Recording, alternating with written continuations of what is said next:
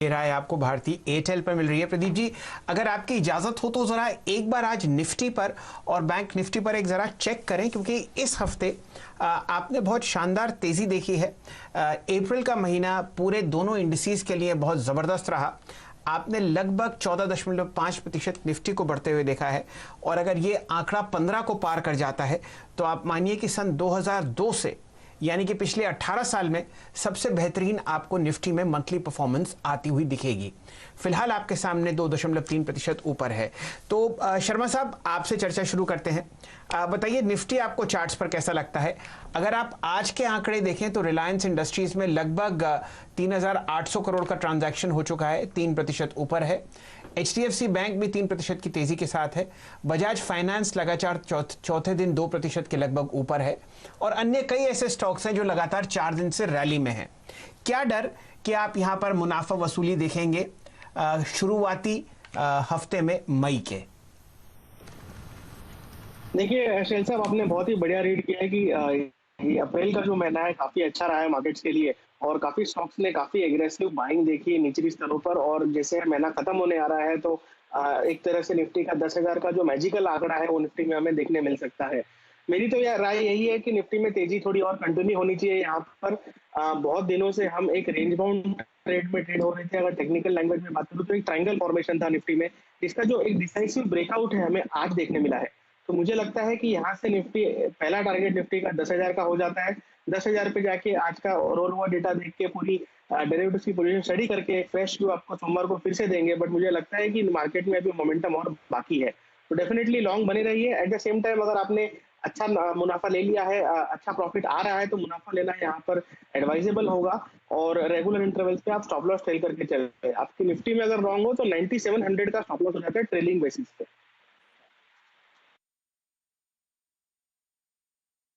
ये राय आपको मिली निफ्टी पर, और शाह साहब बिल्कुल कन्विंस्ड हैं कि यहाँ पर फिलहाल थोड़ी और सांस बढ़ी है ऊपर की तरफ। निफ्टी आपके सामने 13 मार्च के हाईएस्ट लेवल पर चल रहा है, और फिलहाल लगभग 1270 अंक का आपने इजाफा निफ्टी में आते हुए देखा, जिसमें लगभग 7% रैली, यानी कि 650 पॉइंट आपको इस हफ्ते में 4 दिन में आते हुए दिखे। याद रखिए, कल छुट्टी है, तो शायद यहाँ पर आपको सेकेंड फेज में मुनाफा वसूली आती हुई दिखे।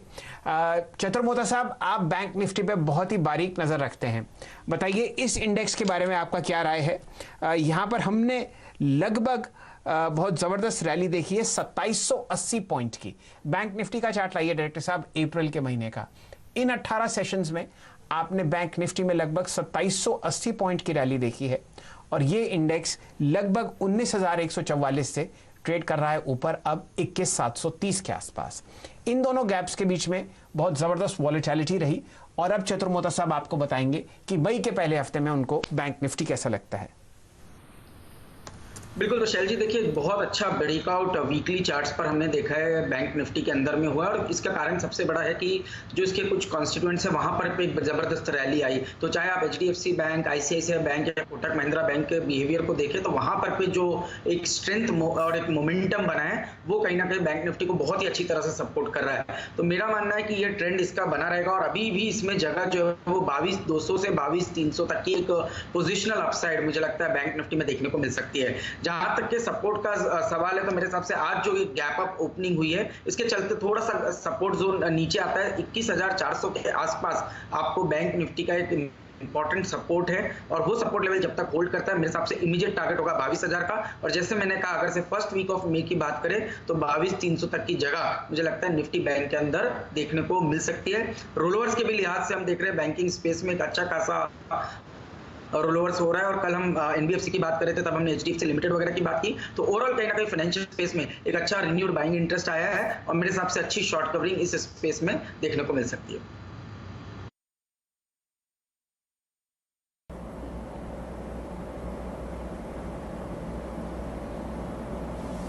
जी हाँ, तो ये निफ्टी और बैंक निफ्टी पे आप जो विश्लेषण सुन रहे हैं बहुत सही बात है। देखिए 21,600 के आसपास जाकर के आपको अगली 22,600 के आसपास अगली अग्नि परीक्षा मिलनी है निफ्टी बैंक की।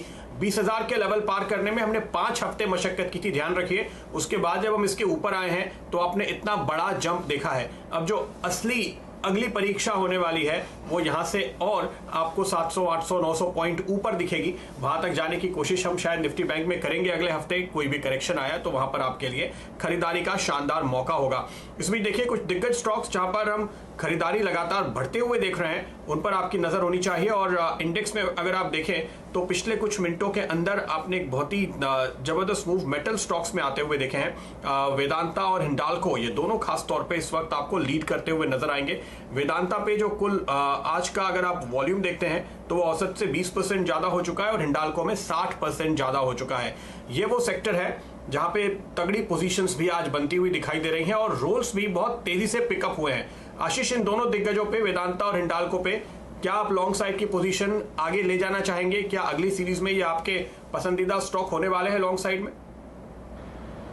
देखिए एक चीज तो बहुत है प्रदीप जी, इसमें कहीं ना कहीं बहुत एक स्ट्रॉन्ग शॉर्ट कवरिंग हमें पिछले 2-3 हफ्तों से देखने को मिल रही है। तो जब भी डिप आ रही है वहां उतना ही स्पीड से एक बाइंग इंटरेस्ट रिन्यू हो रहा है। और खास तौर पे हिंडाल्को जिसने आज करीब करीब 40 दिन के हाईस को क्रॉस किया है, तो मेरे हिसाब से ये बहुत एक important decisive breakout new series में आते हुए देखने को मिल रहा है। और जब ये ट्रेंड न्यू सीरीज की शुरुआत में बन रहा है तो डेफिनेटली ये पूरी सीरीज के अंदर एक अच्छा अप ट्रेंड बनाएगा। शॉर्ट कवरिंग के लिहाज से पर मुझे लगता है 140-142 की जगह आपको हिंडाल्को में बनती हुई देखने को मिल सकती है। और ये जो ब्रेकआउट हुआ है फ्रेश, ये बिल्कुल करंट लेवल्स के आसपास ही हुआ है, तो रिस्क रिवॉर्ड अभी भी फेवरेबल है। 122.50 का स्टॉप लॉस होना चाहिए और जैसे मैंने कहा 140-142 की एक शॉर्ट टर्म अपसाइड आपको हिंडाल्को में देखने को मिलेगी। जहां तक ये वेदांता का सवाल है तो वेदांता भी बिल्कुल एक अच्छा खासा ओपन इंटरेस्ट इस स्टॉक में है और इसका जो ब्रेकआउट पॉइंट है वो करीब करीब 87 है। तो यहां से करीब ₹2 और जैसे ही ये स्टॉक क्रॉस करेगा एक बड़ी शॉर्ट कवरिंग वहां देखने को मिलेगी।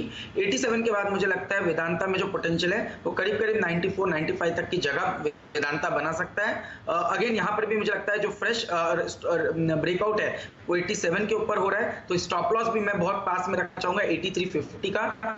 83.50 के स्टॉप लॉस के साथ वेदांता में एक शॉर्ट कवरिंग का ट्रेड डेफिनेटली प्ले किया जा सकता है। जी प्रदीप जी, बहुत ज़बरदस्त आपने स्टॉक्स पकड़े हैं। वैसे तो आप लगभग 8 या 7% तेज़ी देख रहे हैं वेदांता और हिंडाल्को दोनों में, लेकिन ये स्टॉक्स ने बहुत बेहतरीन आपको प्रदर्शन दिखाया है अप्रैल के महीने